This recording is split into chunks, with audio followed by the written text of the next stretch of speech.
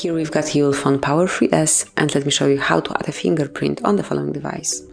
So first of all, you have to open list of all apps, then find and select the settings. Now under personal, open fingerprint, and if you'd like to activate it, just open Fingerprint Manager. Tap on next, and at first you have to select the backup to your fingerprint. It can be pattern, pin code or the password. Let me choose pattern. No thanks. And now you have to draw the unlocked pattern that you would like to apply. So let me enter L letter, tap on continue, and then enter it one more time. Click on confirm.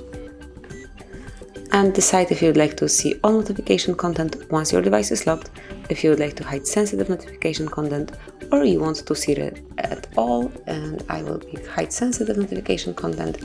Tap on done then, and now it's time to add a fingerprint.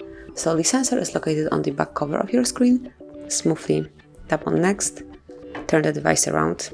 Here you've got the sensor, you can see it. And just keep tapping until your fingerprint is fully added. You'll be able to feel the vibration, and on your screen you will also be able to check the progress. So let me keep tapping until it's fully added.